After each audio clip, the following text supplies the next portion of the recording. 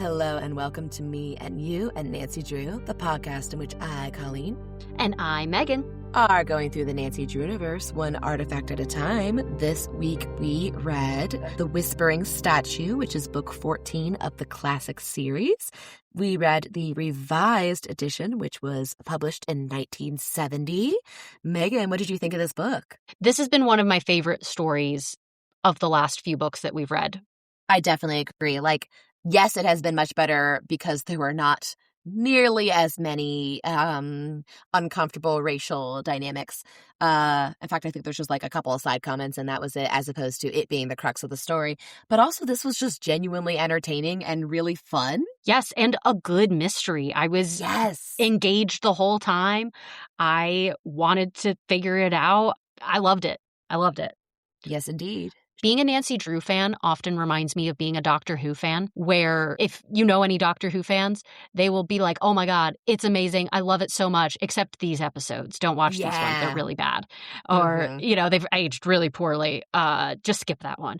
Well, and sometimes it's specific writers. Yes, exactly. I agree. Yes, and that's also where I was thinking about it. I was like, you've got different iterations of the character. You have different writers, and so different interpretations on things, and some are better than others. And it's kind of fun about Nancy Drew is that not every single one of them is perfect. Not every one of them is good even, but it's still Nancy Drew. Exactly. And we don't want to erase the fact that, for example, the last one and I think the last two actually were ones that I would not recommend to anybody. But I'm not going to say, well, I'm just going to skip those and not cover them and not go into it because I want to pretend they don't exist. Exactly. But it also doesn't discredit the other books that are really strong and really fun and well written and great representations of different things. Yes, exactly. Acrostic, abridgment creation regarding our summary to inform co-host. So, as a reminder, an acrostic poem is when you take a word or phrase and instead of horizontally, you write it vertically, and each of those letters in the word becomes the first letter of a line or word to write your poem. So, because it was quite a lot of letters, I tried to take a page out of your book and do just one word per letter. It's not perfect, but here we go. Wow. Hidden items, sleuthy pseudonyms, earthquake, ? Racing, indeed, nearly getting sunk, trapped, and then uncovering everything. Ooh, I love it. You did great. As usual, it has a lot of punctuation, but this time it didn't all need to be said out loud, in my opinion. It was definitely implied. Yes. All right. Yes. Mine is one single sentence. When hostile, immoral statue purveyor employs really incognito Nancy, grifting scheme tanks, and they untake effigy. Oh my God. That might be the best poem of the entire podcast so far. Stop. That was beautiful. I'm obsessed. Thank you. I had a lot of fun writing it. Really incognito Nancy is incredible. This is so true. As I said it out loud, I probably would have changed the word statue since statue is one of the words of the acrostic. I think it's fine, though, especially because you didn't include it at the beginning of the word statue going down. Correct. I did not. So. I put it on a different S. Yes, and in fact, it was quite important, hence it being in the title. So I think it's fine. No, I was very excited to use effigy. Yes. These were some good nouns. I know. I had some crunchy. I had some good vocabulary. I was grifting did. Also a grifting scheme. I was like, oh, what's another word for forgeries? And we love a good forgery in the Nancy Drew universe. Oh my God, they love forgery. But I do appreciate that it's not the same type every time. We've had counterfeit money, we've had different records, and it's not only forgery as an overarching noun sure has been in multiple books, but they have different ways of going about it. We'll go more into it, but the way they have to forge a statue is essentially making a mold and casting a new copy with marble dust mixed with plaster. Yes. And so and that's much different than the analog counterfeit records that they were making, which had crickets in the background, versus a machine that printed money. There's a bunch of different like physical, tactile things that they're doing in order to forge, which is very interesting to me, at least as a reader. I agree 100%. 30-second recap. I think I'm first for the 30-second recap since you went first for the poem. Excellent. 3, 2, 1. Nancy and Bess and George go to a yacht club. Nancy is undercover to discover what happened to the whispering statue that used to be on the property. During this, she gets hired at a like art selling place that sells statues and paintings and books, and she finds out that he is undercutting and also selling fake statues at too much money, and she ends up figuring it out and getting put into a mold of a statue, but she's okay in the end, and they get the statue. The end. Beautiful. All right. Yeah, there's a lot going on in this. There's a lot. Actually, I got like 3/4 of the way through, and I was like, and then it was over. Happens, but and then it's over. They figured it out. It's okay. Okay. Your turn. 3, 2, 1, go. These guys, there's 2 mysteries that collide as usual. These guys are faking statues and doing crime for Mrs. Miriam. They're supposed to be selling her stuff, and they are upcharging everybody and making a lot of money off of that. They are also breaking into places. They are also, there's like several people involved. There's like a heavy lifter. Oh my God, I'm almost out of time. And there's a lot of disguises, and Ned's there, and it's a great time. And they're sailing, and there's a lot of boat accidents. Oh my God, that was maybe the worst I've ever done. That was so bad. I got really hung up on specific stuff as usual. I know that happens to me all the time. I'm like, wait, I have to tell you about this one thing. No, it's so important. Probably don't. Gotta. But it's too late. I already thought about it, and now I can't move past it until I say it. It was so good. Mrs. Miriam is like oh my God, can I do my list of names real quick? Well, yeah, I hoped that you would. Oh my gosh. Okay, so we've got Marco DeKeer. Harry Silver is the pseudonym of Sylvester Holden, which is already a great name. We have Mrs. Horace Miriam. We got Sam Lever or Lever, just the word. Nancy's pseudonym is Debbie Lynbrook. We got Dick Milton. That's an American name if I've ever heard it. We got Thomas Mott, who's going by Mr. Atkin, no first name given. We have Trunk Rasson and Herbert Michaels. And we got Willis Basswood and Gus Becker. Especially the guy names were very like, yeah. I had a good time with them. What is it, Turk or Trunk? Trunk. His name is Trunk.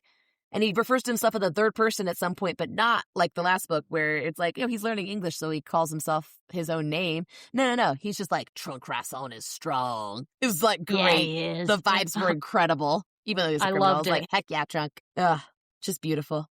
Yeah, there's so much happening in this book. As usual. There's usually a lot happening. I love that the mystery they're being called upon to go and solve is not the statue, even though it's the title, so we know it's going to be important. They're like, yeah. Here's the actual mystery. Also, there's the statue. That's not important, though. But it's like, well, I'll maybe solve it while I'm there. Like, well, it's the title. And it's all we know connected. You're going to solve it. Exactly. Oh, my goodness. Do you want to kind of go over the broad strokes of it? Because there's so much. There is so much. I think we did a really good job, I think, of covering between the poems and the 30 seconds. I do think that's true. They are asked to investigate by Mrs. Miriam. Carson is asked and he's busy. And so he asks them. Nancy takes over. Yes, Nancy, Bess, and George, actually.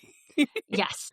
The detective force. They're part of my detective force, so you may speak freely in front of them, she says. Yes, I love it. So Nancy and the detective force are on the case to go figure out if Mr. Basswood is undercutting or not being truthful for how much he's selling all of these rare books that she gave him, contracted with him that she would get a certain percentage of the sales.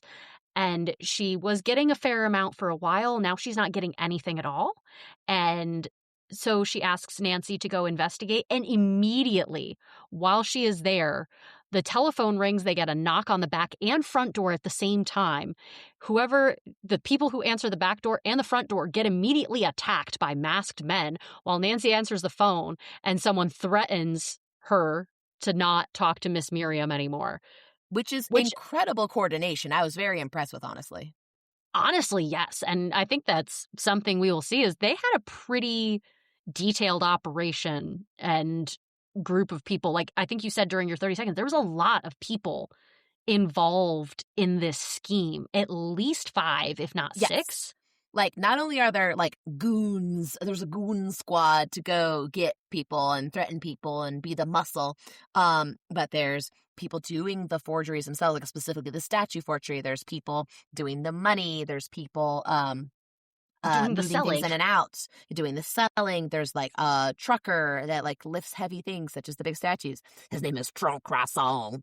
And just there's a whole team involved. Also, I think it is pretty suspicious that she stopped getting any money because, as we learned, she was like, yeah, I'll get like $10 per book, and he's selling the book for $26. So not only is she not getting any money, he's now making a $26 profit, where if he had still given her 10, he would have made a $16 profit, even though he was saying the book sold for like 10 and I'll take a 15% cut or whatever it was. Still give her some money, even if you're like, you will get caught much less easily. I'm not trying to give him advice. I'm just saying the fact that the money stopped coming in was what tipped her off. Exactly. Not paying her at all made her suspicious and wanted to investigate, which of course put Nancy on the case.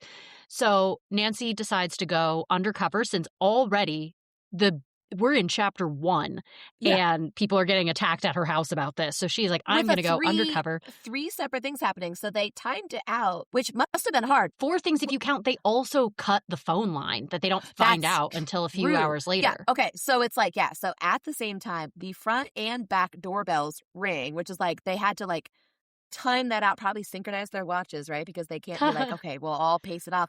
And a phone call happens, which can't have been from right outside because no cell phones. So they had to like all say like exactly at 7 p.m. we'll do this or whatever. And then right after that, cut the phone lines because that was, I mean, clearly a phone call was happening. And then later they realized that the phone lines cut. So I don't know. You're right. 4 things happened. Then when Carson decides to go drive Bess and George home, he's tailed the entire way and has to he ends up dropping them off at a soda shop with the hopes that they know people there that will drop them off. Then he takes his own path home and they follow him the whole way. So he stops at the police station and then they finally and they're like, oh, I don't want to go there. Oh, I'm scared. So he doesn't go in though, which I think would have been a good thing to do and report it, because then later he tries to call and report it and the phone line's not working. So I do think if he had continued stopping at the police station, as was his like ruse to get these guys off his tail, I think that could have been a good time to tell them about this, but whatever. Definitely. So they end up going to this yacht club, which is in the same town that Mr. Basswood is his shop, and he's selling all these books, as well as there's this secondary mystery of there used to be a statue on the property before this was a yacht club and it was a private estate, and the statue was custom made from Italy and featured the owner's Italian wife, who for some reason looks exactly like Nancy Drew. Yeah, never explained, just a coincidence. Yes, she's just got one of those faces. But okay, it was famous because when the wind would blow, it would whisper, and people were convinced it was saying specific words. That it was when the wind blew.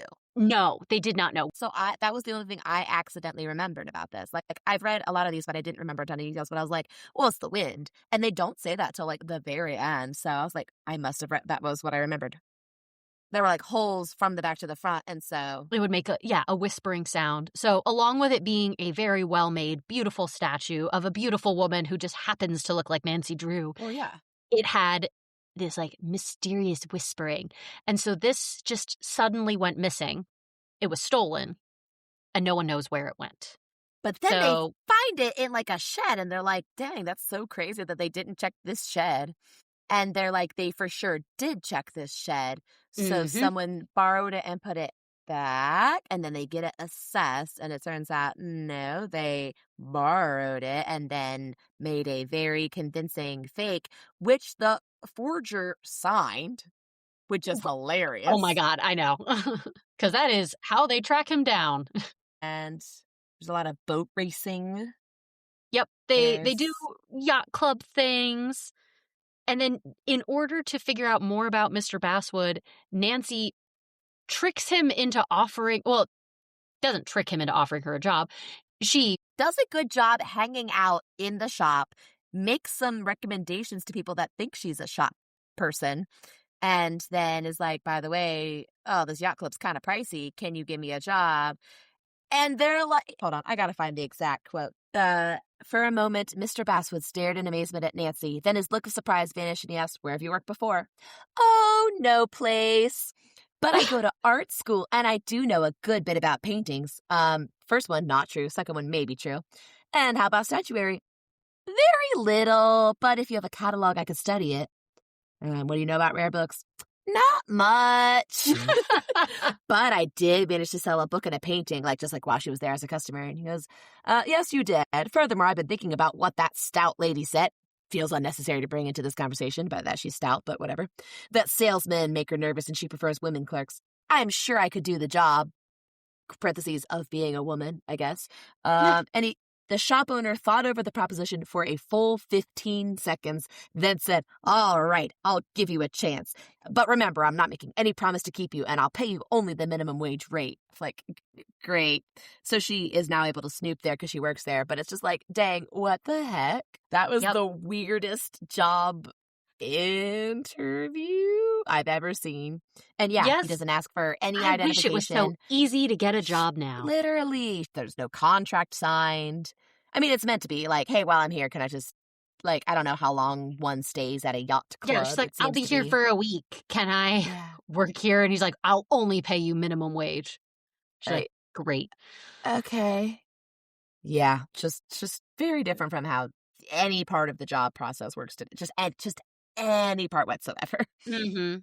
But, they end up doing their investigating. Ned visits 2 different times, but he's also still working. But he comes to visit. But that's how we figure out for sure that he's cheating Mrs. Miriam out of her money, right? With the astronomy books. Yes. Ned is asked to come in and ask for 2 specific titles that she had in her collection. And inside one of them, they find a letter that she had written and not sent. So she's like, oh, this is definitely mine. Incredible. Good work. Love that we didn't even shake out the book. Yeah, just also don't put your unsent letters inside books. What are you doing? When I was working at the public library, I will say the number of unconventional bookmarks such as a blank check. Not signed, but, you can just kind of scribble. Oh, goodness. A American cheese wrapper with remnants inside. A match, which was hilarious and bad. Used tissues. Hopefully unused toilet paper. Just a lot of I hate this. Yes. There's a gas line explosion, which exposes that a lot of the statues are not real as they explode. Yep. They don't explode. They fall apart, and it's well, this is clearly not pure marble as they are being sold as. They participate in some yacht club boat races. Ned and Nancy win the race. And so do Bert and George. Yeah. So, and I like that Dave is cheering on from the sidelines with this. He's like, yeah, no, she doesn't want to race, so it's fine. Yeah. It's not I'll go on without you. And she's like, nah, we're just hanging out. Bess gets to do some flirting to get access to a car. Yes, That's agreed. Pretty fun. Yep. With Dick Milton. Yeah. In return, he's like, I'll charge a hefty price, and you play some table tennis with me. And she's like, oh, that's awesome. Heck yeah. Done. And done. It was great. Overall, they do their investigations. It leads them around the town to another town. They investigate the man who is counterfeiting all of these statues, Marco DeKeer, and they end up finding the original whispering statue that was sold for quite a lot of money, not as much as it was worth, but a lot of money, to Mrs. King, who loves it dearly, but is uncomfortable to have stolen property, and so decides to give it back, which is very nice of her. And then, everyone tries to run. There's hidden rooms. Nancy is almost kidnapped once, actually kidnapped another time. This is actually a question that I have. Is she inside a statue, or is she inside the statue mold? It's at least at minimum a hollow statue. because there's room for a whole Nancy inside. Yes. It was also very late in the cave. In the middle of chapter 20, there's only 20 chapters per book. Middle of chapter 20, she's still inside of it. A life-size reproduction. There were hollowed out halves of it. So it is a statue. It is just a reproduction. Okay. But it is not of the whispering statue. It is. That's how she realizes there's air holes. Okay. But the original statue had the holes, but they got jammed when they were doing the casting of when they were making a mold, because the stuff that makes the mold got gummed up in the holes. Understandably. But when they made that mold, then that preserved the holes because the stuff had got gummed up in it. And so all the reproductions still have those same holes. And so she could breathe. Okay, so now my question is answered. It was a statue. It was not the statue mold. I originally thought it was the statue mold and they encased her in it. This makes more sense because they do have to crack it open to get her out. Yeah, they get a little chisel out. We don't have to be all delicate. There's a person inside. We can just kind of get her out. We know what's inside. She'll be okay. It's actually more dangerous to keep her in there. Yes. This seems like it was a trap then that was laid specifically for Nancy. They made a hollowed out statue of her. Well, not of her, of the whispering statue to encase her in. Because otherwise, why is it laying on the floor? Because I thought it was we just took it out of the case and we're going to fill it up with plaster soon. I don't think it was necessarily for her. Okay. It's just, Nancy Drew books are always very convenient. She is always very conveniently placed, and they're conveniently Maybe it was placed because items. They did have the truck ready. I don't know. And they knew she had been there the day before. This is true. And I don't think they did not know she was Nancy Drew. They thought she was the shop lady, Debbie Lynbrook, who had just been mighty nosy. Cliffhanger. I have one that was definitely meant to be a cliffhanger and one that was definitely not, but it still gave me a little fear jolt. So, oh yes, tell me. That's what cliffhangers are all about, is the fear jolt. Yes. At the end of chapter 16. So there's the two people in the shop. There's two men in the shop. There's Mr. Basswood, who is usually acting as kind of good cop, and Mr. Atkin is kind of acting as bad cop. Mr. Atkin has a heart attack, which had me looking up, is Atkins a heart-healthy diet? Because that would be kind of ironic, even though Atkins wasn't around yet. I also did think when Mr. Atkin had a heart attack that he had been poisoned by the other shop owner that wanted him out of the picture so that he could have all the money. I don't think that's also true. Found his collapse suspicious. It was concerningly suspicious and interestingly timed. But this is after Mr. Atkins out of the picture, and now Mr. Basswood's acting kind of sketchy too. So Nancy, this is after she had gone to the forger's studio, but he doesn't know that she's Nancy yet. She needs to make change for a big sale. He has all the money in his office, which is one of my questions is why don't they have a cash register? But whatever, that's not my business. She carried the painting to Mr. Basswood's office and knocked. Also, she needs him to wrap it, which why is that also not in the main shop area, but whatever. Another good question. Right. The door swung open.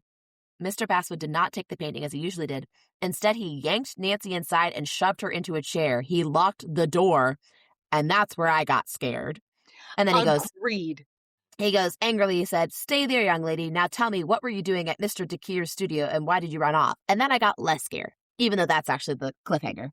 I, living in this year, was very concerned for Nancy getting shoved into an office chair in a locked room by someone who's her superior and a much older and probably physically stronger person. And who has been very emotionally inconsistent. Yeah, I knew that anything that I'm thinking of would not happen in a Nancy Drew book, but I still didn't like it. But it turns out he was just suspicious of her being suspicious of him and his crimes, and that was fine. My other one is, I think, much more lighthearted. I do not think this was meant to be a cliffhanger, but it made me very concerned for Carson Drew. So, phone line's been cut. Mr. Drew's like, the phone company can't repair it until the morning, but in the meantime, I'll see what kind of electrician I can be. I'll attempt to splice this wire so we can call the police and report what happened. And I was like, what if we don't? Yes, what if we don't agree. do that? Don't. Yeah, that's one of the things I will not DIY or try my hand at. Agreed. And I think that's a good choice for me. Sure. Plumbing's good. I can turn off the water. Some very basic I know you carpentry. can technically turn off the electric, but I feel like the consequences of getting it wrong are so much higher.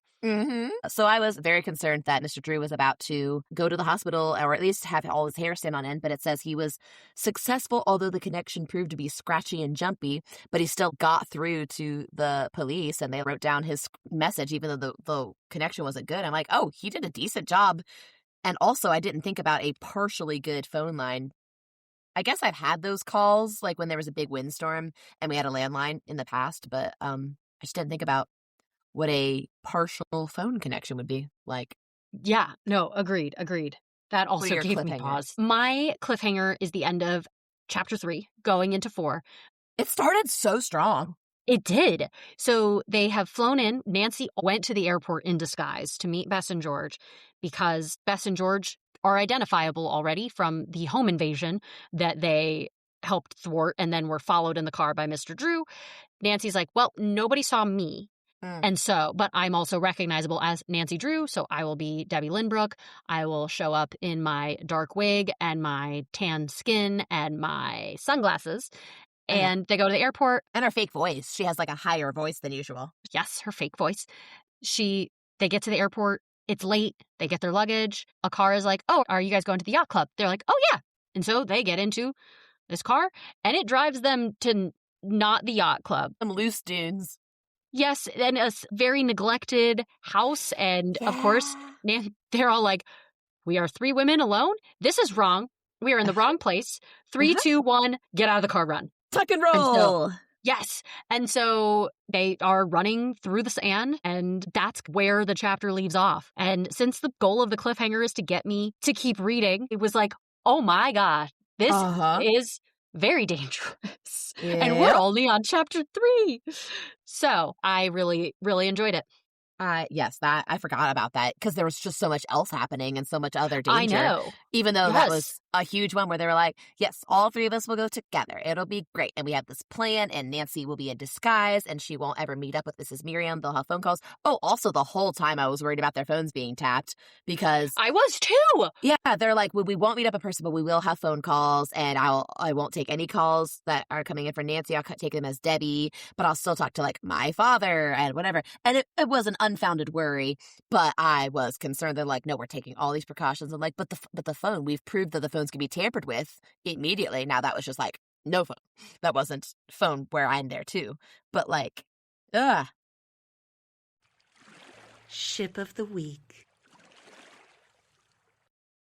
Ship of the Week is where we talk about the relationships that we support or not support. This week, maybe it's a controversial pick. I don't know. Okay. I know that Bess is very flirty. And this is based on one single line. I've extrapolated all sorts of things. I can't wait. My ship is Bess and Dick Milton. Usually when they pair off as Ned and Nancy, George and Bert, Bess and Dave, we don't really see Bess and Dave hang out a ton. We don't. We don't see Bess and Dave hang out. I feel like we have seen more of George and Bert, who we fan canon treat as not in a romantic relationship, but as beards, which is when 2 not straight people are in a kind of fake straight relationship in order to kind of cover for each other. And since this book takes place in originally the 30s and now in the 70s, is maybe something that would be necessary. Yeah. But I also do think that even in this fan interpretation, I do think they really enjoy each other's company as friends. Agreed. And they're into a lot of the same stuff. Yes. And we've seen that in this book as well. Yeah. And so I just feel like there hasn't been a ton of characterization for Bess and Dave. And honestly, not a ton for Bert and George. Obviously, there has been a ton for Ned and Nancy. Sure. We love Ned and Nancy. We highly support this ship. This is like Colin all extrapolated from one line. So that's high. Obviously, she's been kind of flirty. She convinces him to let them borrow his car. He ends up getting a lot more involved in the mystery because they see him on the street and they're like, you, perfect timing. Come here real quick. We need another person. Are you busy? He's like, no, I guess not. Yep, I am totally down to be a detective. So this is actually after the part that you referenced earlier, where Bess convinces Dick to let them borrow his car. He's like, yeah, but he wants to play a doubles match of ping pong with them. And that's great. Afterwards, like each team, it's George and Dick and Nancy and Bess. They each take turns winning. And Bess is doing some trash talk to him. It's so fun. Yep. So Bess, they win. She's like, oh my gosh, I'm absolutely pooped. And it says, Dick looked at her. Would a sundae with fudge sauce revive you? I hear that's one of your favorite dishes. Oh. And especially because George criticizes her food choices.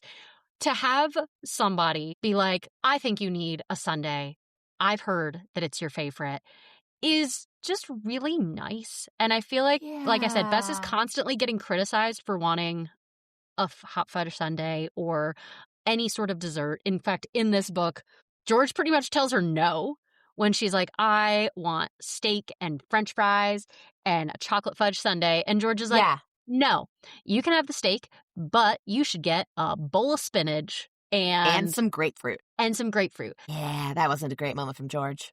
No, and unfortunately, we see this frequently. And and I was going to say, well, it's family, but I'm like, that's kind of worse. It is kind of worse. I mean, it's honestly just, we shouldn't be commenting on people's food choices. So I know I'm just extrapolating, but he joins them on their adventure. So good.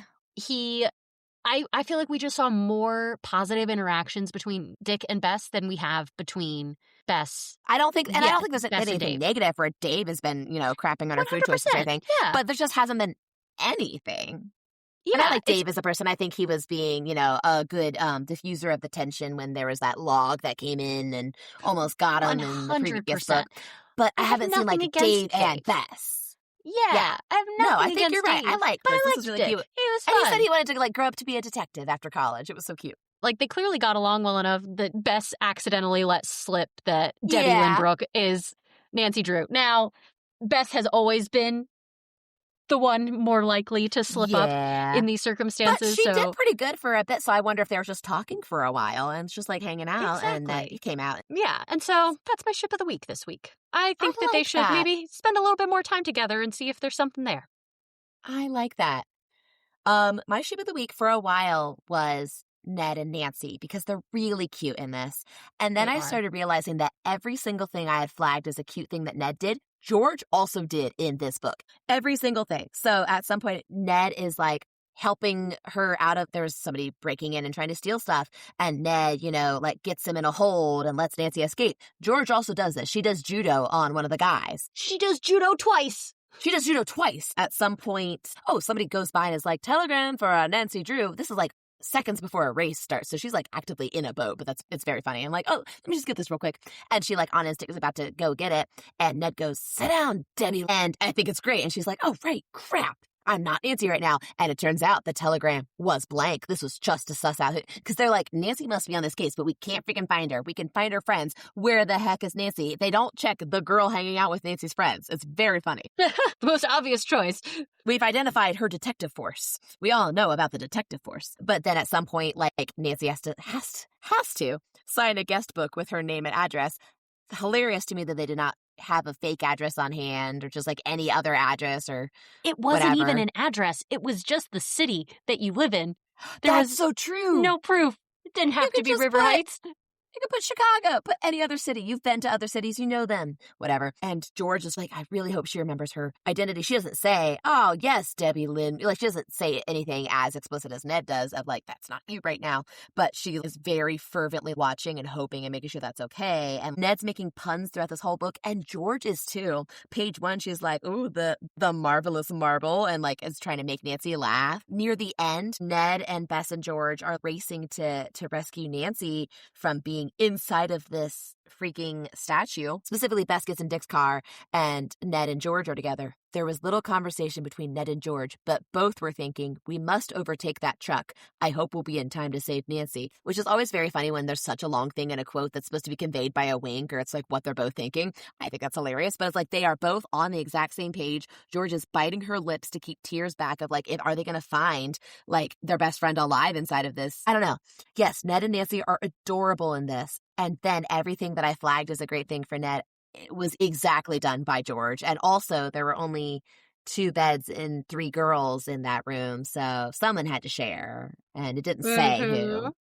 But maybe it's I've had enough of spending time with my cousin. I might as well share a bed with, my very best friend who I care deeply, deeply about. I don't know. I really liked it.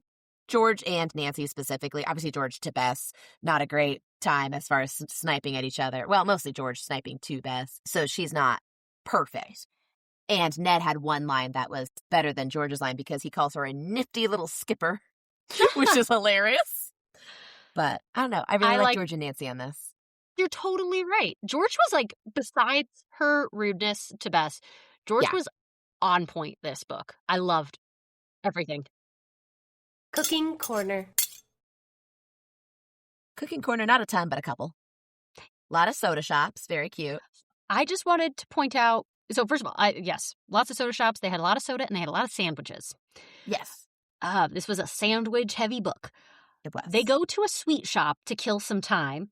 I buy this too. At the sweet shop, they buy a magazine, a newspaper, and salted peanuts. Not sweets. None of those are sweets. One of them is salt. Two of them are printed objects. I think there were some better choices at the sweet shop. I also question it being called a sweet shop. Yep. Do all of these books take place in the same summer? I think it's just been a very busy summer for them. They just had some salted peanuts at the circus. I did love the farm fresh meal that they got at the farm right next to Marco DeKeer. They get like a farm fresh meal and they end up having like a baked ham dinner with sweet potatoes and vegetable soup, all made from scratch. And like every part of it is from this farm, including a glass of fresh milk, fresh from the cow, unpasteurized. Yeah, Bess did ask for, baked ham dinner sounds marvelous. I'll have it. And you might add a glass of milk from one of your cows. And I had that as a miscellaneous mystery of like, why did you specify? Did you just learn where it comes from? I don't want just any glass of milk. I want milk from that cow right there. Oh, right okay. Now. I get right now. Oh, she's not ready for that. Oh, okay. She also, that restaurant owner has home canned peaches and chocolate cake for dessert, which sounds amazing. At the beginning, when Mrs. Miriam is over and there's all the excitement with the doorbells and the phone call and the judo, and also they always say the judo really weird. They do. Because at one point they're like, I don't want a judo encounter. And then George had used her knowledge of judo on Hannah's attacker. Like they always say it real weird. They do. Judo encounter has been my favorite. Yes. It's like a close encounter of the judo kind. Yeah. George used a judo trick. A trick? Oh, despite George's judo skill. Did you just search judo? I literally searched the word judo on my digital copy of the Whispering Statue. So after the judo encounter and George's knowledge of judo was employed, they pick a new name for Nancy, and here's how it's phrased. The light turn in the conversation had revived Mrs. Miriam's spirits. Hannah suggested that they now eat her raspberry shortcake. And I know they mean Hannah said we should eat Hannah's strawberry shortcake or raspberry shortcake. But it sounds like, oh yeah, Mrs. Miriam's spirits are revived. And Hannah said, let's go eat Mrs. Miriam's raspberry shortcake. We will all share. Everyone dig into this piece of strawberry shortcake. Now that her spirits are revived, we will now put them right back in the dumps by just eating her shortcake in front of her. Hannah, what the heck?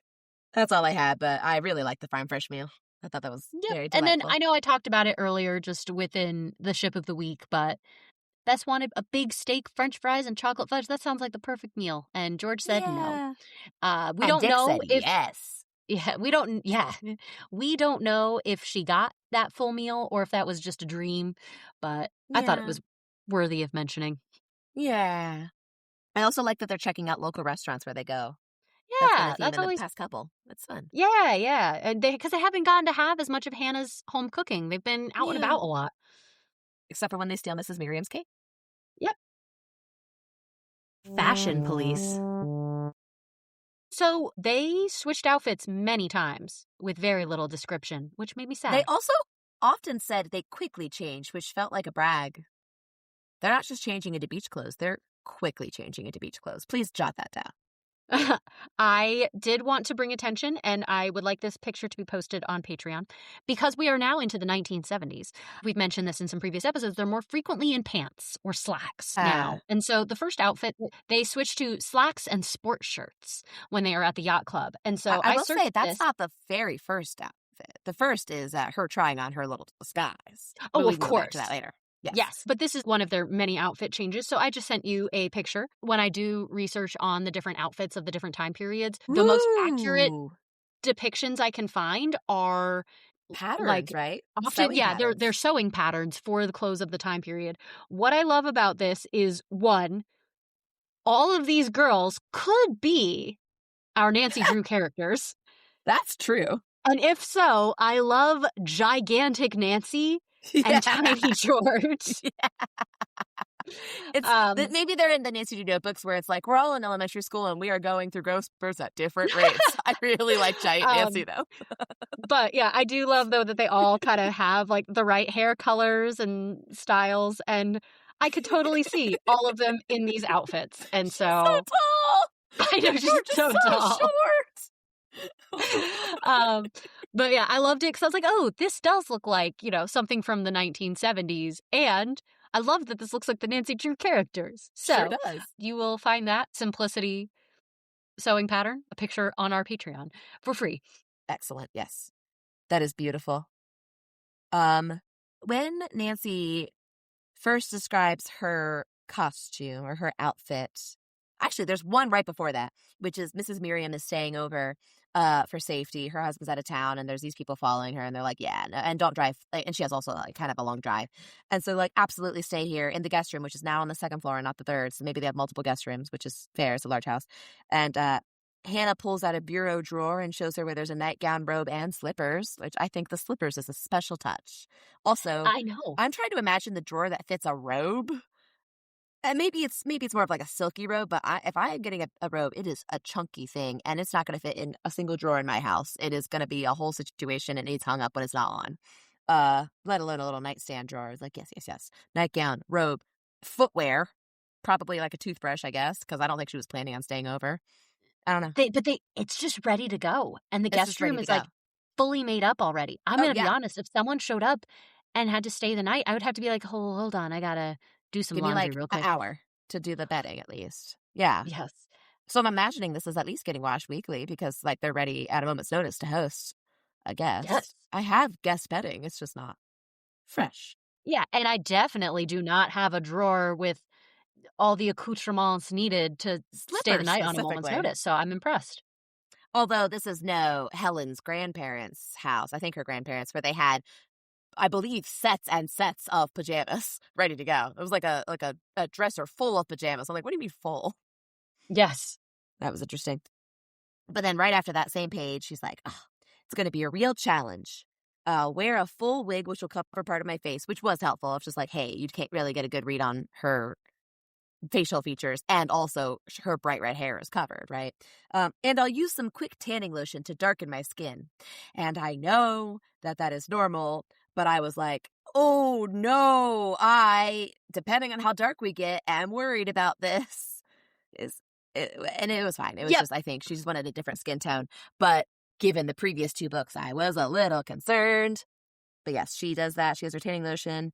She dusts dark powder on her face and neck, which I guess that's good that there's attention to neck. She has horn-rimmed sunglasses, which she wears a lot of the time, to the point that when she is called up onto the winner's podium for the boat race, she is concerned that she doesn't have them on to disguise her face. Is she wearing these inside?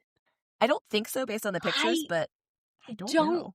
Yeah, not clear. Oh, and then Ned's like, oh, I'd certainly never recognize you, and the voice is perfect. Hey, say, when I come to see Saturday, do you think I should wear a wig too and change my voice? And I love that he's ready to. He had. Honestly, just for fun. Just for fun.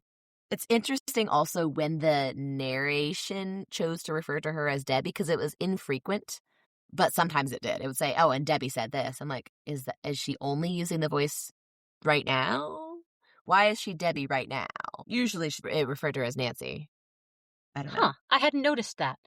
Yes, it was only a couple of times, and I was like, okay, interesting. She uses a bathing cap so that she doesn't get her wig wet or whatever. That's smart. Yes, I did write down the bathing cap. And then the only, I think, other clear description that I wrote down was a pink sports dress, which she does love a good sports dress. Yes. Yeah, what are beach clothes? Because that seems to be different from the bathing suit, which is what I think of as beach clothes. I assumed it was one of those bathing jackets that we've seen in the past, or kind of like a cover-up.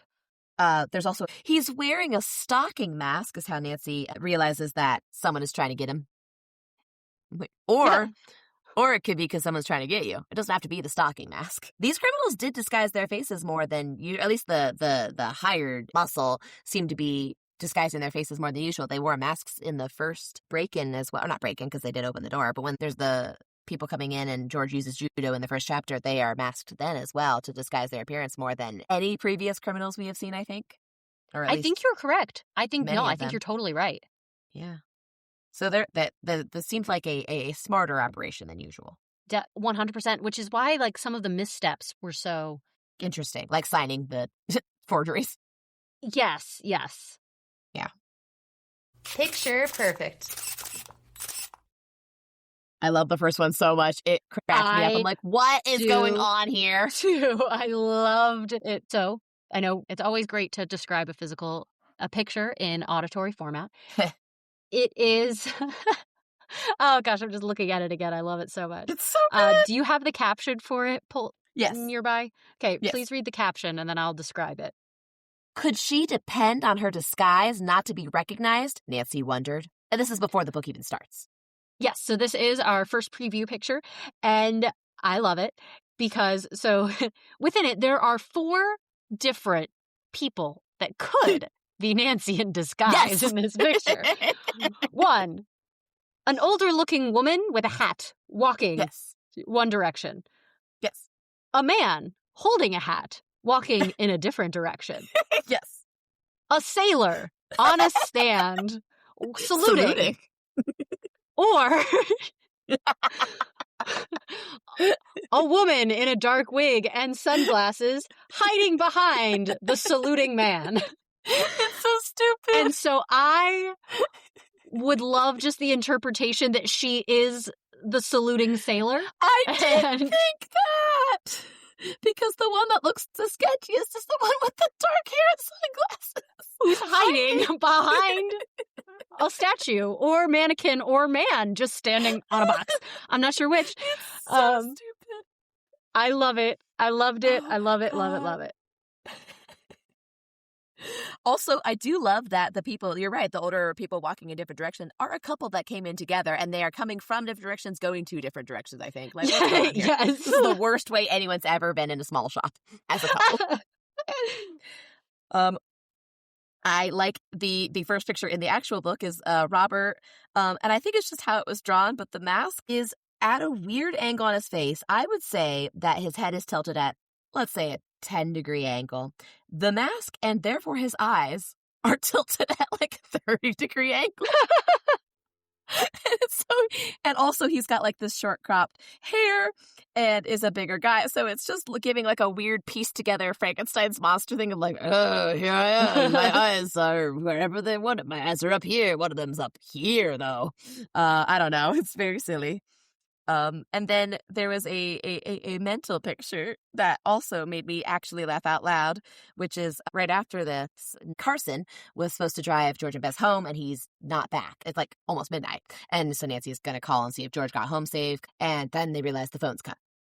Nancy's pacing while the housekeeper sat in a living room chair staring straight ahead. Finally, she says something. So this is, Nancy is pacing for long enough that they're like, finally, Hannah responded. And Hannah's just sitting there looking straight ahead. There's not a physical picture, but I just like kind of did it at my spouse. And he's like, hi, what's happening? I'm like, I'm being Hannah Gruen, obviously. Is this not a normal way to interact when you're worried about someone or, in fact, a normal way to react at all? He goes, no. I loved another picture. This is my favorite picture from all of Nancy Drew. So I remembered seeing this out of context online, or I think my mom did some art with just like pictures she had taken from Nancy Drew books that had fallen apart. It is so funny. I think we're talking about the same one. I think so. Please. Okay. Is this the picture frame one? It's the picture frames. I love it so much. So Nancy, Bess, and George are hiding in the back room when they hear someone come in. The back room it was hidden behind a high boy, which is a dresser. It's not a tall boy. Not a tall boy, a high boy. And so it's behind like the high boy, which is it after the explosion/earthquake that it like, they're like, oh, is there something behind there? Anyway, so they are exploring this back room. They hear someone come in. They're like, oh my God, there's nowhere to hide. But there are 3 picture frames with nothing in them leaning against the wall. So they all sneak behind the picture frames and then pose. Because and that's freeze. how paintings work, is there's Yes. a 3-dimensional lady in them. Correct. And it works. It works until it doesn't. Because Bess's frame falls over. That is the only reason it doesn't work. Yes. The intruder falls into Bess's frame and it falls over, but she doesn't because of how she's not in the picture because she's a 3-dimensional lady. And then the intruder goes, oh my God, there's a lady here. There's in fact 3 ladies here. But that's the only reason it doesn't work. I love it. I love it so much. It's so yes, it's great. It shouldn't have worked in any way. I love it so much. Well, and I wonder if that's why I was primed in the beginning to be like, well, she could be the statue. Who knows? You could disguise yourself as anything, I guess. Ay. Blast from the past. First of all, the shop, while I have been to some smaller art shops and stuff, they aren't run like this. They have a cash register or, in fact, a square reader. But, like, the cash register appears to not be anything. They just kind of get cash out of the owner's pocket when they need it as change. They wrap up stuff, which is nice, but they have to do that in the back, which is weird. The hiring practice is nothing. To be fair, I don't know if this is necessarily a blast from the past or just poor management from this true man, because he also does not ask for any identification before hiring Nancy. And that's true. Maybe these things are not just the past, but like suspicious. Yes, but the customers are not suspicious of at least their purchasing time. True. That is true. Like, that is true. It's not weird that she has to go in the back to get change every single time. Also, the woman after whom the Whispering Statue is modeled appears to have died of homesickness. Yep. And that's just like what was put on the death certificate, as opposed to like, I don't know, complications from depression or anything else that could have happened to her. But they're like, well, she was pretty homesick. That was probably it, though. Don't need to look any further. It's not she my was business. sad? All right. Got it. Writing that down. At one point, Nancy fondles her pet, and I was like, oh, I know it just means petted the dog. Also, there's a dog now, which I remember her having a little terrier named Togo. I put that in Drew's clues. Oh, I'm so sorry. I think it's his first appearance. It is. I'm 90% sure. But I definitely remember Togo. But she fondles him, and I know that means pet, but it just has a different meaning nowadays, and I didn't like it. Agreed, and I also wrote that down. I loved all of the word choices that George specifically had. She called two different things groovy at 2 different points when something surprising happened. I think we've mentioned this before, but she's like, good night. Yeah, Ned says that too. I had that on a different page. Good night. Maybe it was Ned. I can't tell the difference between Ned and George in this book. That's so weird. Oh. She says something is hypers. They're talking about how much money these sculptures are worth. And the sculptor, says the original was worth many thousands of dollars. Hypers, George burst out. Incredible. Love it. Is tool house an old word for shed or just a normal phrase for shed? Like, I knew I have not heard it before, but I did know that's the home of the tools. The tools live in the tool house. It got the point across. My last blast from the past that I wrote down was after all of like the police get involved at the very end and they have their, bad guy confession time. The police recorded it on tape. Now, I know it is the 1970s, and so tapes have been around, but it is the first time we have seen within the Nancy Drew novels, I think, anything of this sort, the ability to record sounds on something akin to a tape. I mean, they were invented in the late 1800s. Now, commercial availability and things of that nature were mostly, it looks like, post-World War II. Mostly. But it was cool to see that not only are we now just relying on memory and note-taking, but we have their confession on tape and we can play it back. Exactly. Because they're always confessing things just near Nancy. And like, well, that doesn't help with anything. The whole situation with Mr. Atkin collapsing and going to the hospital was like several different sticky notes for me of Blast from the Past. So it was a cliffhanger. Mr. Atkin was slumped over a desk. And then Mr. Thompson, who's one of the people in the original picture where there's several people walking in different directions with hats in various locations, and there's a sailor. Anyway, Mr. Thompson, a physical education teacher, gave the victim a quick examination and said he thought Mr. Atkin had a heart attack. And I'm so glad the gym teacher was there for that. And he says, we must get him to the hospital as quickly as possible. Nancy, call the police and get an ambulance here right away. Now, that can be two different calls, but it sounded like he wanted that to be the same call, which is a lot. And then a hospital ambulance would be sent at once to the shop. I'm like, oh, it's a hospital ambulance. Okay, that's all right. Interesting. And then Carson calls the hospital and says, we're kind of getting everything squared away. We'll call the doctor and tell him not to discharge Atkin. I know the superintendent. I'll explain why and ask him to talk to Atkin's doctor about keeping him there at least another day. I'm like, we could do that? This is like when he was doing banking for someone else. I'm like, you shouldn't have that power. Okay. Yes. So that whole thing was a cluster. I don't know what was going on there. Yeah. Nancy at one point calls herself a working girl. Yes, she's a working girl. Has a different connotation nowadays. Also, kind of an old phrase to still have that connotation. Dakir is described as seeming untrustworthy and probably not related. He has a swarthy complexion. That wasn't great. That feels Gringotts Banker-y levels of implied anti-Semitism. Agreed. I did not catch that. Yeah. Swarthy always just goes, in my brain. Oh, I like when Carson's looking at the phone lines. I'll be glad when all the phone wires have been put underground. Then this can't happen. And I didn't realize that that's how the phone lines were being cut. It's because they weren't underground. Well, and I did look up only in newer developments, even today, are phone lines underground. Now, most people do not. Because I think about them as, telephone wire, that's overhead, and I'm seeing it on the road. Yeah, and I think a lot all of those them are being also underground like electricity, even though we call them like telephone wires. I think a lot of them are actually electricity. I think we just got to dig everything up and just dig everything, bury it all, put it all underground in some tunnels. I think that'd be cool. Okay. But I think that's what Carson thought was going to happen, and we're still not there. Oh, so this wasn't, this is going to happen next week. This is, I can't wait till we have flying cars kind of thing. I think so. That's how I interpreted it. Because from what I was reading is only in new developments are like phone lines and things of that nature like underground. But also most people don't have phone lines as we've talked about previously. True. So I don't. But and now, I mean, it's all like Wi-Fi towers and 5G networks and things like that. So, I mean, now I guess we are in the cool future where there's not even wires to talk on the telephone. Ooh. Whoa, it's all in the air.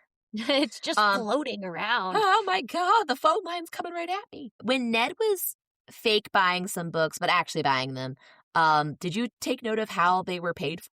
Oh, after delivery, correct? Like, I'll just leave the money at the front desk for you. Deliver them there. Not only he doesn't have to pay up front, they're delivering it to the yacht club and he'll leave the cash with like the front deskman. That's crazy. So the couple in that statue picture are like people visiting from River Heights, and Nancy's like, oh my God, they're going to blow my cover. Like, they'll actually recognize me. And so she like slips them a note of like, hey, I'm incognito. This is my name. Please don't say Nancy Drew. And they like cotton right on. It's great. Everyone loves getting to play a part of Nancy's mysteries as she becomes more famous. Yeah, the fact that like she's recognizable is like for the first time causing a problem for her, which is kind of cool. I mean, it's not cool because it's not helpful, but she has to like work around this because she's now well known for this. Not only just for her skin diving exploits and being in the newspaper for that, but for like specifically solving crimes. So because they all have to put where they're from in this stupid guest book at this little shop, he goes, oh, you're from River Heights. The shopkeeper's like, do you know Carson Drew, who lives there with his daughter, Nancy? And Nancy did not show any emotion at the question. She listened intently for her friend's answer. To her delight, Mr. Thompson, again, this like older man from her community, goes, Mr. Drew is a prominent lawyer in town. He's well known. I understand his daughter is very attractive, which I think is like, yeah, she's cute and I know her, but I know of her. She's not here though. Yeah, like she's trying to like, wink, wink, nudge, nudge. Haha, his daughter's real nice and stuff. But it's always be like, an older man's like, yeah, his daughter's like a hottie is what it's coming off as. But the wife then goes, she has the loveliest golden red hair you ever saw, which is a great compliment and is very clearly like, if you're looking for her, it's not Debbie because she has black hair. And Nancy could have hugged both of them, but remained motionless, which is weirder because now she's like standing frozen. Yeah, I just imagine she is just frozen in place. No, I was going to say we've also talked about it in the past, but just like the number of times that, her attractive father, Nancy was an attractive girl in her attractive house with her attractive An attractive car, roadster. Yeah. in her attractive roadster. And then we, get all these descriptions of like this ugly man and this, like he's this tall conniving and scarred, and he just is mean looking. Oh yeah, we got one in this book. He has a cruel face with a set jaw and fiery eyes of medium height, which was very funny to end with. But yeah, the overuse of attractive does sometimes take me out of the book. Wound watch. I would argue that it's 2 full kidnaps because of the way we counted Nico and Nancy being driven somewhere that they did not want, not under their own power. I think we did count it as 3/4, and it just added up with a 1/4 to equal 1. But we'll count it as a 3/4 kidnap. And the thing is, so I think earlier I misspoke and said she was attempted kidnapped once and truly kidnapped once. But actually, she was attempted kidnapped twice. Oh, no, and truly kidnapped once. Wait, what's their other attempted kidnap? When she was in the back room a second time after the fake painting, she was back there again after all the back rooms had been cleared out, when Mr. Basswood was on the run after Mr. Adkins had his heart attack. She is back there with Ned, and they're kind of sneaking around, and while she's in the back room, Trunk has rope and a gag and tries to get it in her mouth, and she like wrestles him away, and that was what I was originally thinking as the attempted kidnapping. And then, so I would argue, based on, again, our previous discussions around what constitutes a kidnapping, I would say those 2 attempted kidnappings add up to 1. I think that's fair. Well, especially also with the taxi one, they found a bunch of men's handkerchiefs there that were probably going to be used as gags, is what the police say, which is wild. So we are at over 14 books, 6 kidnaps, and 6 knockouts for Nancy. Goodness gracious. Now, she did not fully lose consciousness. She did not. While she was inside the statue, which honestly... She got pretty drowsy. Yeah, I was worried for her. Yeah. That was pretty dangerous, and I am glad that she stayed conscious, because I would worry if she had fallen unconscious, how that would have ended. Yeah. Even though it did have very small holes that she was able to breathe out of, which I don't... But that was not something that I don't think that they knew about. Like, I think they would have been fine if she had, in fact, passed away inside of that statue. I agree. Mm-hmm. Yeah, I think that was unintentional. Yeah, just part of the mold. It just so happened to keep her alive. Yeah. So, very close call there. Yes, that was one of the scariest moments for the friends, at least, because they were following along, knowing that the longer this takes, the less air she has. They don't even know if that there's holes. They don't know how she got taken away. They're like, she was there and then she wasn't. And then they realized that the hollow statue is also gone. They're like, oh my God, she's inside that. Oh my goodness. Yep. It was kind of scary, especially, again, it was like end of chapter 19 into 20 that this is happening. I'm like, this is supposed to be wrapped up. That's how I always feel during the Nancy Drew books. I'm like, oh my gosh, we are down to the wire again. You're like 6 pages. What's happening? She does say at one point the old lungs took a beating when I wrote that down as well. During the first boat situation, which we'll talk about more in Crash Course, but that's fine compared to the rest of it. Ugh. Quick segment, but 2 kidnaps. Well, 1 and 2 partials, so 2 kidnaps on our tally. Oh my gosh. Yes.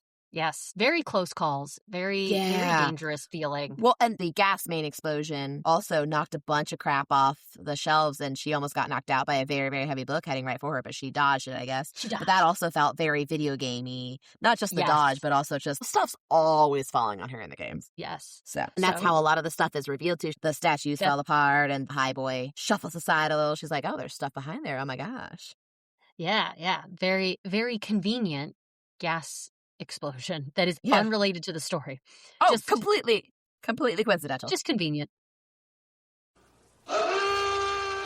Crash Course. As usual, why does anyone get in a boat with Nancy Drew on board? Oh my God, so many boat incidents. So the sailboat does capsize that they're trying out. So they are able to borrow boats at the yacht club. Slowly capsizes. Oh, and what she says is, here we go, which is very, Very Mario, very funny to say. Guys, we all know the drill. We've been in this situation before. Do we have a count on how many boat incidences specifically? Yeah, we have, quote, other vehicle, but it's only been boat so far. And before this book was 5. I'm not sure how we're going to count it for this because there's a lot going on. Can you run us through what happens in the boats? So, first time we're on the boat, we catch wind badly and the boom cuts across and fully knocks Bess into the water. They fish her out. And George fine. is like screaming like, Bess, are you all right? So she does care about her cousin. She's not only mean to her. And I do think that the food thing is meant to be nice, but it's just not. Yes, and it's the time period and thinking that is okay to do, and it's not. So Bess gets knocked into the water. All the while, they scrape the boat because the wind is pulling them onto some sort of cement thing protruding out of the water. A concrete marker on which a warning is painted. And so they scrape it on, and they put a hole in this boat that they are just taken out for fun at the yacht club, as you do. And which you can do without permission if it's a certain boat, which is crazy, without even a guy there. Yep. This is not one of the ones. No, they had to get gave them permission. Oh, it's Dick, yeah. Isn't it Dick? Yeah, it is. I just forgot that that's how we meet him. Yeah. And so they slowly capsize the boat. It ends up getting fixed and repaired, so it's A-okay to go on the races a few days later. George and Bert go first, and their race goes fine. They're neck and neck. They win, though. Photo finish. Then Ned and Nancy take their turn. Before the race even starts, one of the other boats just starts coming right for them. And they almost put up that foul the race. Yeah, they start to protest it. They're like, protest. Protest flag. We're going to go to the protest meeting after the race. This is a known thing of if someone's cheating, we're going to go to this, I guess. Yes. I'm going to fly the protest flag. Yeah, they could have put up the protest flag, but they don't, and they end up winning anyway. Turns out these are some of the hench people coming to try and disrupt them, and not even because she's Nancy Drew, because she is Debbie Lindbrook, and she has just been really nosy lately and very suspicious. Snooping. And then they go out for fun on the boat a few days later, and almost the exact same thing happens again. 2 close calls of almost getting rammed, and then the guys just give up. So I would consider crash course-wise, it's only one boat accident. It is 2 other very close calls. Yes. But there's just so many boat problems. And there was nothing with Dick's car, right? Nope. They were good with his that. Car I was worried fine. that don't borrow Dick's car. I know. But the car's good. Everything's fine with the car. So just another boat accident. Again. Okay. So we are up to now 17 car issues and 6 boat/other vehicle, but only boat so far issues. Lord. In 14 books. In 14 books. This is not good, guys. Do not let Nancy Drew get on your boat. Yeah. Not even just borrow it. Just be on it. If there is a boat in the book, it will start sinking or get crashed into. Slowly. Or, sometimes slowly. Oh, yeah. She, stuffs a sweater in the hole. She finds a thick sweater and is got it, using that as a tool. Okay, this is some inventory stuff.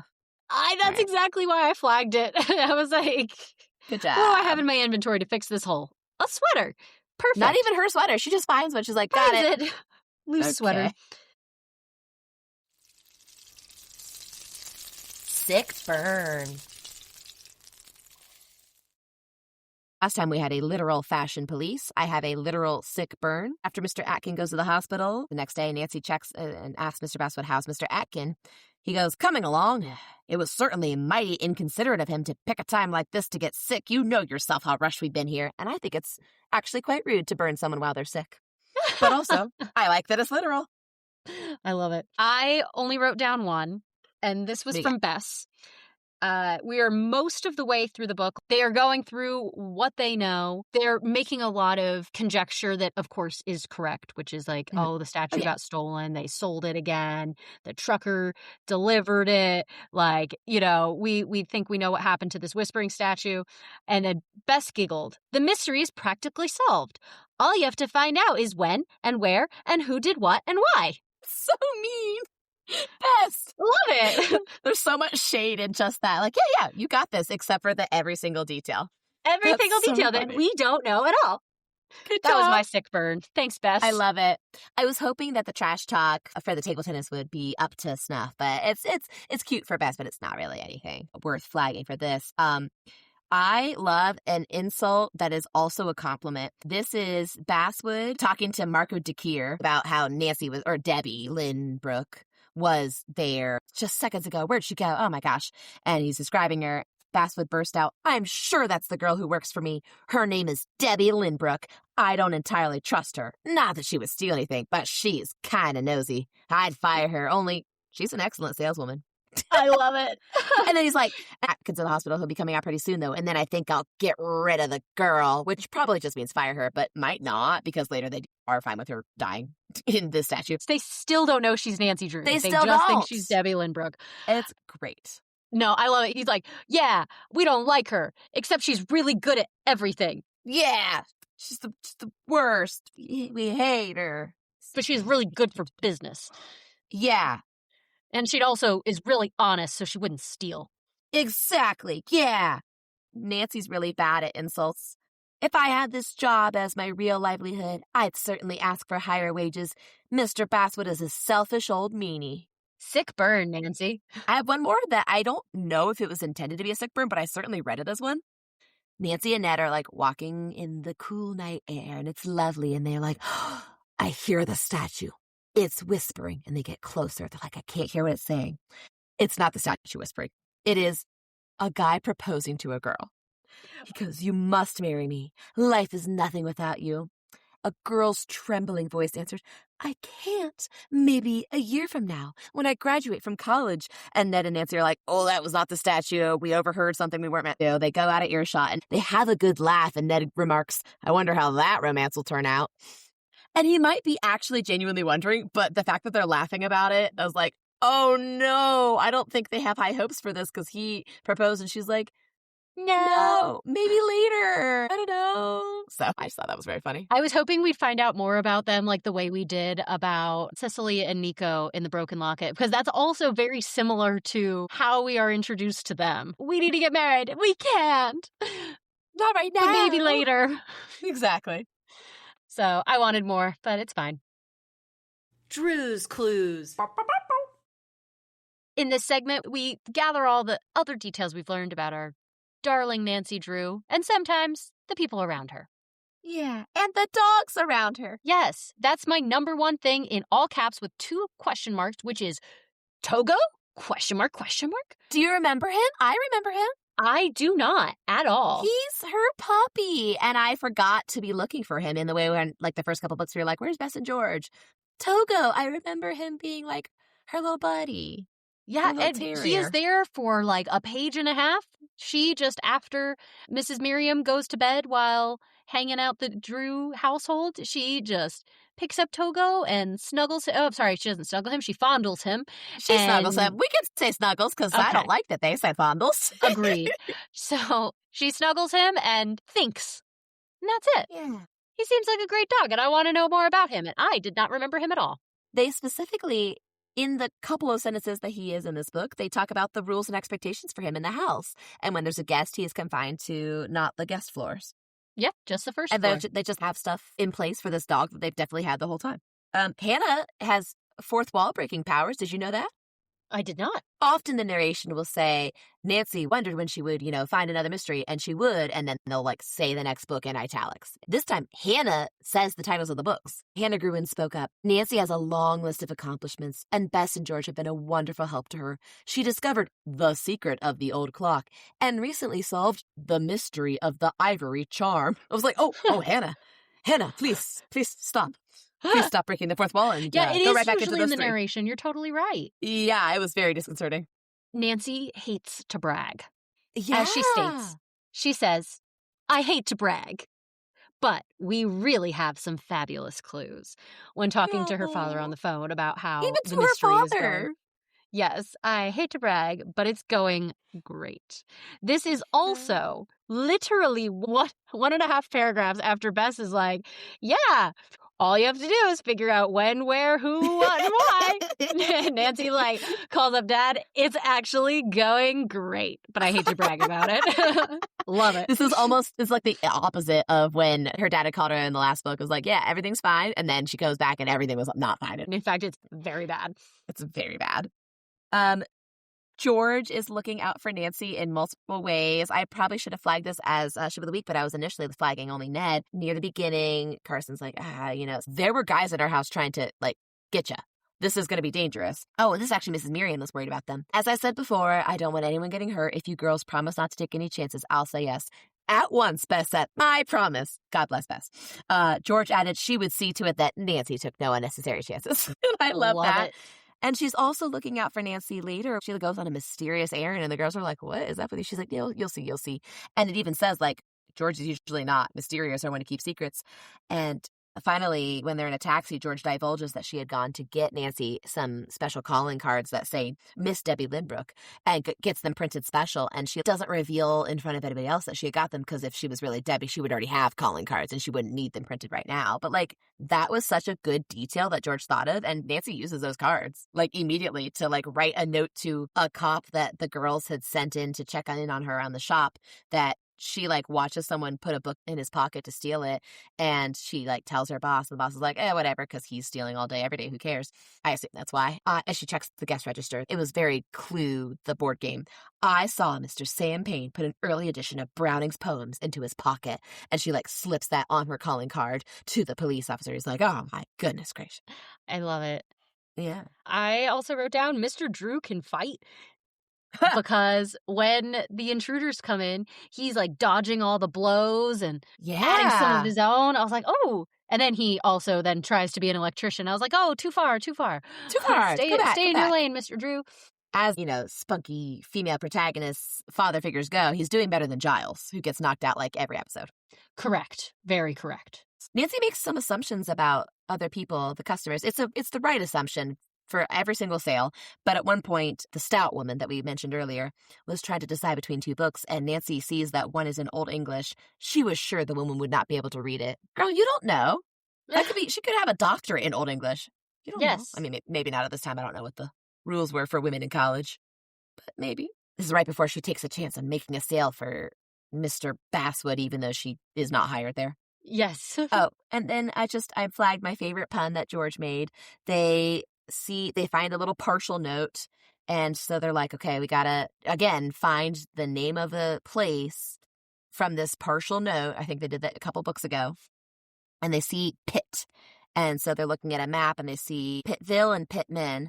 And George, who I think is driving and can't look at the map, goes, are there any more Pitts? Don't find one that says Pitfall, like off the top of her head. And that makes him laugh, and Bess is like, that's pretty corny. That's my Drew's Clues. Sleuthing skills. In this segment, we tell you, the listener, what skills you need to practice to become your own girl detective, regardless of who you are. Yeah, we can all be great girl detectives. What's your first skill? Stealing cars. Oh, you have to be good at crime in the right scenario. It makes Bess a little uneasy, but they tucked and rolled out of the taxi when they're in their first attempt at kidnapping. And then they're like, oh, what are we going to do now? And the guys leave the car and chase after them. And then Nancy's like, oh, our bags are in that car. If we try to carry the bags, we'll be caught. She notices the keys are in the ignition. She's like, all right, get in, girls. And then she drives off on the sand dunes. Now, and it's okay road. Because it's already a stolen car. Stealing a car twice makes it legal. Literally fine. It cancels it out. It's like math. It does. It's legal. Yeah. Pretending to be someone to get a job. Also, totally fine. And in general, for the most part, she was really good at keeping up the disguise. There were a couple times, like the telegram incident, but for the most part, she would answer things as Debbie and didn't answer things as Nancy and had things set up pretty well. Yeah, and that's what you need to do as a sleuth, is make sure you keep up with your disguise, continue playing with your voice, and find a voice for your new persona, and don't waver. Don't waver. When Mr. Atkin collapses and the gym teacher comes in to save the day, and then the hospital ambulance is sent, et cetera, the doctor, first of all, the doctor's diagnosis is he's in bad shape. And he says nothing else. I'm like, great, glad we called you. The gym teacher told me more details than you, but okay, great. This is nothing against gym teachers. It's just simply not their job to diagnose a heart attack. except in this case. Anyway, during this, while the doctor's checking him out, Nancy had been glancing around the office to learn as much as she could about it, and she found a penciled notation. It read MDK 500 on ACCT, presumably a count. And this is how she starts connecting MDK, which is how the sculptor signs his name on the statues he forges. She's like, oh, we're working with him, maybe paying him money. Okay, so she's taking in clues during an active health emergency.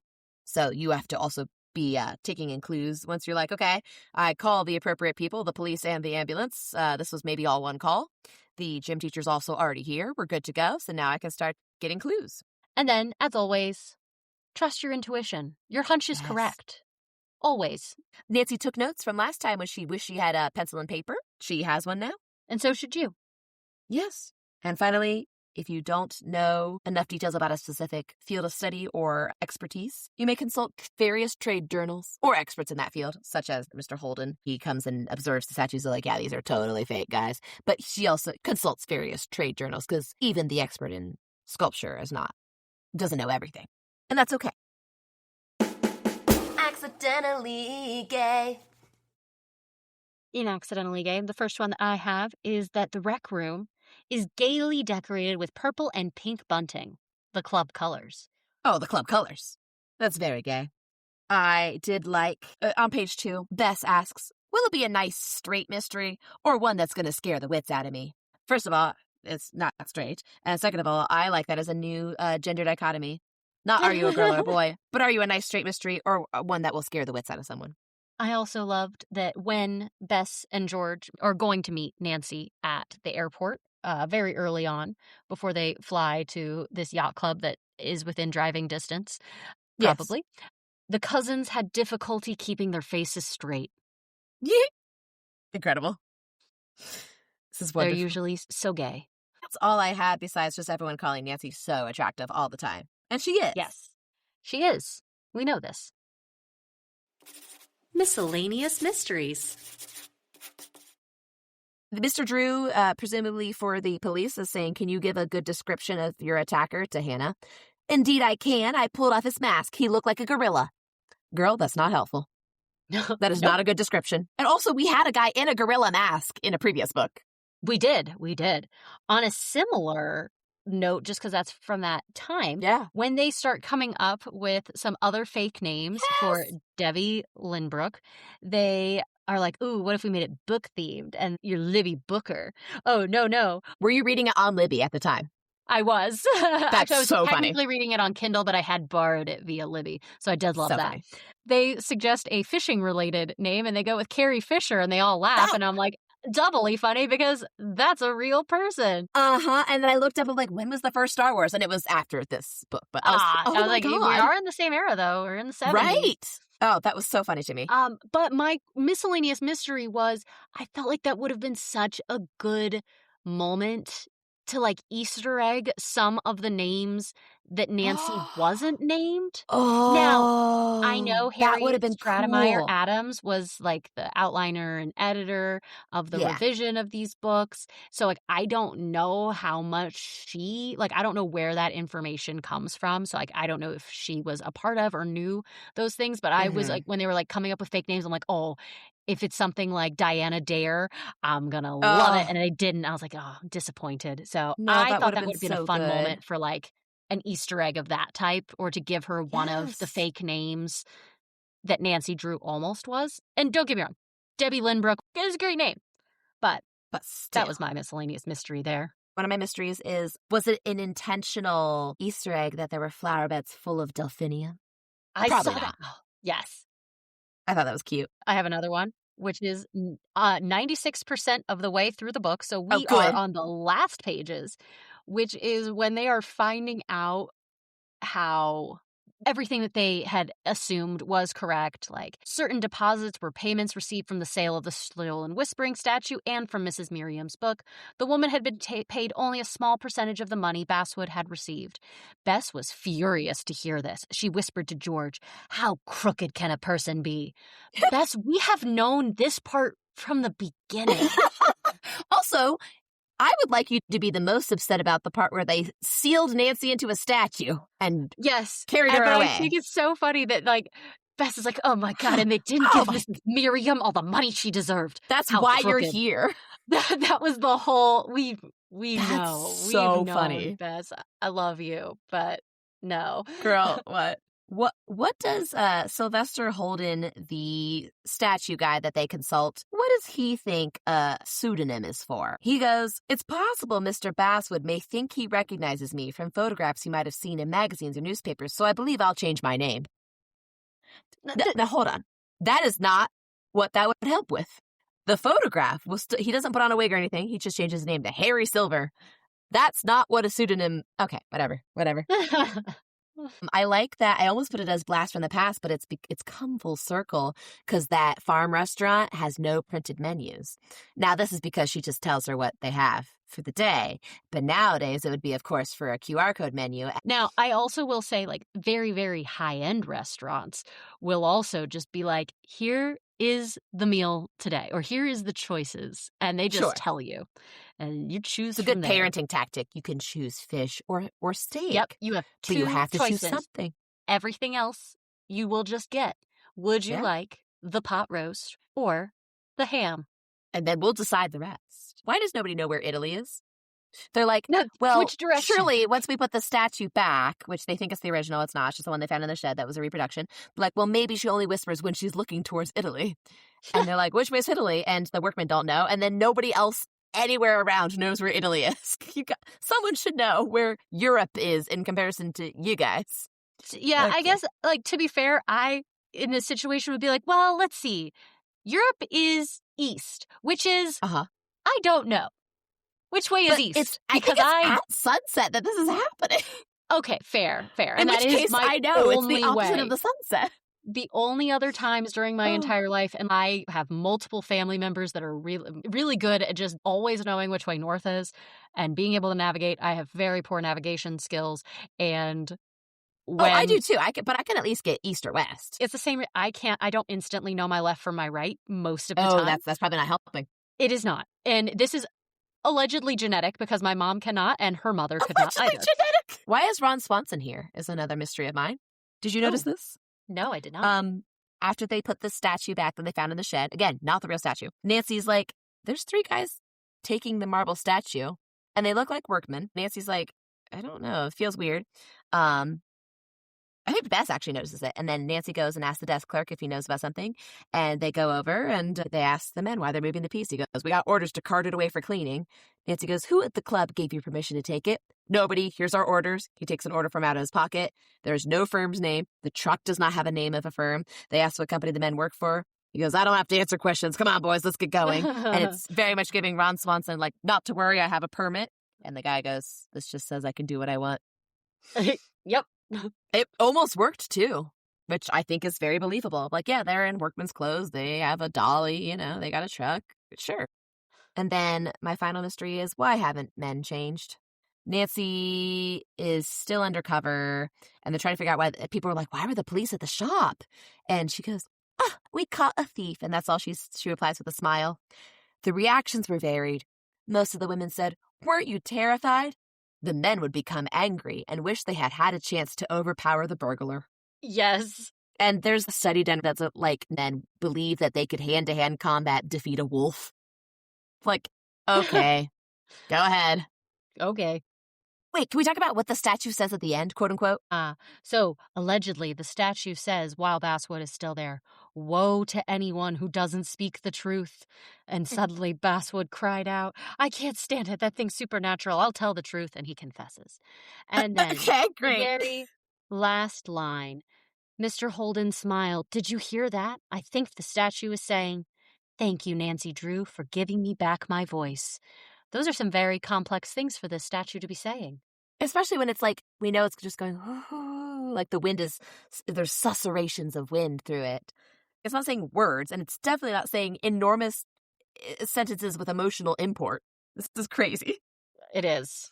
People hear what they want to hear. Apparently, and they want to hear long, long sentences. Earlier, Bess gets frightened and she says it sounded like the statue was saying, go home, go home. And I could much more easily hear that. Go home, go home. That's much simpler, and it's mostly O's. Gumshoe Game Show! what are you playing for? She didn't get to keep a statue that worth $5,000 or even a book that she likes because she memorized all of them while dusting.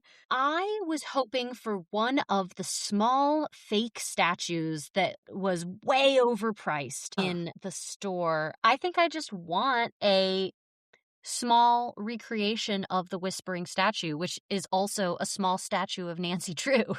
That's fine. Yeah, that's what I want. Excellent. I want the whispering statue, But but like I a know fake one. that it has to stay where it is. So I want Doesn't have to. Marco DeKeers to make a small miniature of this for me Excellent. from prison. Yeah, also when they were saying miniatures, like how big did we think they were? Because I was thinking like waist high, but then people were picking them up, so I wasn't sure. Yeah, I guess I was imagining like less than a foot tall. I like that. Excellent. Okay, this game show is titled Pseudonym Sleuthing, and I like it because it sounds alliterative, but one of them starts with a P. While I was looking up the first person that came to my mind when thinking of famous people who employed pseudonyms, I was going to do like 5 different ones, and then MaryAnn Evans sprang immediately to mind, more on her later, and I did end up accidentally doing a bit of a deep dive on her. And if she didn't spring immediately to your mind, that's to be expected, probably, due to the aforementioned pseudonyms. So, question 1. What pseudonym did MaryAnn Evans, author of many serious realistic fiction stories, such as Middlemarch, write under? Was her pen name A. Ted Geisel, B. George Eliot, C. Ziggy Stardust, or D. Ellis Bell? Pretty sure it's George Eliot. It is. Yes, indeed. That one may have been easier. Do you know who Ellis Just Bell because was? Middlemarch. Yes, exactly. Good. I just knew who the author of Middlemarch is. No, that's good. I was like, I knew that book specifically was the one that might get it. I did not remember off the top of my head, but do you know Ellis Bell, who that actually is? Oh, Ellis Bell, is that one of the Bronte sisters? Yes, and they all alliterated, so. Yeah, so I think that one's Emily Bronte. Correct, yes. All the Brontes went by Bell and had a different first name for that. So, but yeah, George Eliot is Mary. Do I get a bonus point for that? Yes. And Ziggy Stardust? That's a music-related one, Yeah, it is a music one. Yep. I don't know. That one's David Bowie. Not a pen name, but just an alternate alt-eco. Yeah, I think I feel like I should have known that. Sorry, everyone. I feel it's not a writer one. And, of course, Ted Geisel is the other way around. He's the real name. Dr. Seuss. Correct. Okay, thank you. He also went by Theo Lesig, which is more based on his actual name because that's Geisel backwards, and then Ted and Theo are both short for Theodore. Anyways, George Eliot, birth name Mary Ann Evans. Question 2. So her first published work was an English translation of, I believe it's German, so the English name is The Life of Jesus, Critically Examined. Initially by David Strauss. And this translation was deemed so heretical that even though she was merely the translator, her father did threaten to kick her out of the house. What did the Earl of Shaftesbury have to say about her translation? A. It is an affront to God. B. Our Lord did not save us and ordered that we should read this. C. It is the most pestilential book ever vomited out of the jaws of hell. Oh, my. Or D. God said to tell you he hates your book. I think it's not D. Aw, dang. I want C to be right, but I also feel like that might be a little too dramatic. I don't know. Oh, is it C? It's C, dude. Amazing. It's a mean thing to say. That is a mean thing to say and very dramatic. Love it. Pestilential. To be vomited out of the jaws of hell. And she didn't write it. David Strauss wrote it. She just translated it. Okay, now, number 3. Part of the reason she used a pen name was so that critics would take her work more seriously. They thought women could only write Jane Austen type stuff where it's about people and love and whatever, which is also great social commentary, but whatever. And part of the reason was to avoid her writing being mixed up with this, quote, scandal of her personal life. What was so scandalous about it, besides, of course, the heretical translations, because that's her work life? A, she stayed in Switzerland alone for 5 days shortly after her father's funeral. B, she combined her first name and middle name and started going by MaRian, M-A-R-I-A-N, rather than Mary Ann. C, she was in a relationship with her publisher, John Chapman, who was known to already have a wife and mistress. Ooh. Or D, she lived with and considered herself married to a philosopher who was already in an open marriage, with a wife who had kids by another man. So kind of complicated choices. Oh, my goodness. All of these are so dramatic. I know, especially staying alone. in Switzerland by yourself for 5 days. How dare she? I feel like it's going to be something to do with relationships. So the one where she was in a relationship with her publisher who had a wife and a mistress already, or the one where she was married to a philosopher who was in an open marriage with a wife who had kids with someone else. I'm going to go with... Sorry, this is kind of tricky. I'm going to go with D. Correct. They're all right.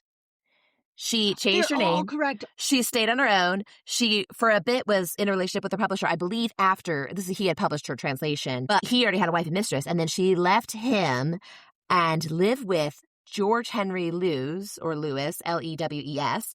He was in an open marriage with a wife. The wife had 3 kids by Lewes and 4 by another man, and they all knew about it. It wasn't like cheating. It was, for the time, I think even now, pretty out of the ordinary, especially with the multiple kids with multiple people. But like, she considered herself married to George Henry Lewes. They went on essentially a honeymoon, and she changed her last name. It was MaYaND Evans Lewes. It was just very interesting. I didn't know any of this. I didn't know any of this either. This is crazy. Right? Okay, so number 4, George was chosen as the first name or forename of her pen name as a tribute to her partner, George Lewes. Why was Elliot chosen as the surname? A, as a tribute to her older brother who died when she was a child. B, as the backhanded tribute to her deceased father who hated her published works. C, a clairvoyant tribute to E.T. the extraterrestrial. Or D, good mouthfeel. I feel like it's either her brother or a backhanded at her father. And I want to do B because I want it to be true. Good mouthfeel. All right. As she explained to her biographer, Elliot was a good, mouth-filling, easily pronounced word. Like almost directly mouthfeel. Mouth-filling. Wow. Okay. I'm so sorry. But you already have 5 correct because of the bonuses for the pen names. So you're doing great. Her dad did hate her works, and he had died by the time she went by the pen name. Her brother did not die when she was a child. Her brother stopped talking to her, though, until her partner died. Oh. And she was done with that. Scandalous relationship. Yeah, exactly. And then she married a man 20 or 30 years her junior, and that's when her brother started talking to her. Number 5. Which of these is not a quote about MaYaND Evans / MaYaND Evans Lewes / George Eliot? A, author Henry James. To begin with, she is magnificently ugly, deliciously hideous. B, sociologist Christopher Stray. Only one of her books can be printed correctly without the use of a Greek typeface. C, M6 motorway construction crew foreman Rod Bingham. The Bromford Tunnel shall be constructed by our boring machines, Elizabeth Cadbury and MaYaND Evans. They're not because those ladies were boring. Or D, from a contemporary writer, she has a low forehead, a dull gray eye, a vast pendulous nose, a huge mouth full of uneven teeth, and a chin and jawbone which never end. Now, in this vast ugliness resides a most powerful beauty, which in a very few minutes steals forth and charms the mind, so that you end as I ended in falling in love with her. Oh my goodness. Wow. I 3 of those are real. Idea. One of those is fake. Go with A. No, that one is real. She is, in fact, apparently magnificently ugly, deliciously hideous. That's all part of also part D. Those are all the same quote. The motorway quote is not real, but of course, that boring machine named after her is real. It was just called the MaYaND, and then there's another one called the Elizabeth, named for Elizabeth Cadbury, married to the guy who started Cadbury, and also she was a pretty cool activist. Thank you for learning about George Eliot with me. You have won a Whispering Statue reproduction. Yes.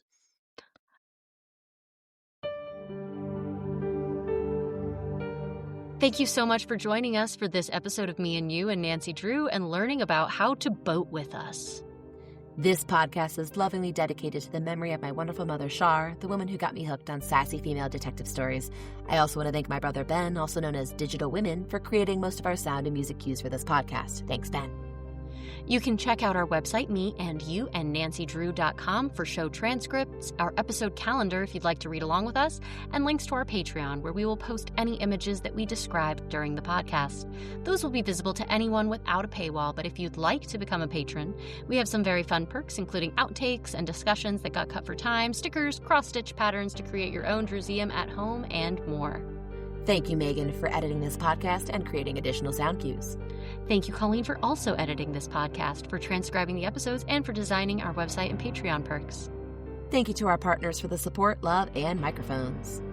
Thank you to libraries everywhere for giving access to Nancy Drew books and Middle English poetry books and media of all kinds to people everywhere for free.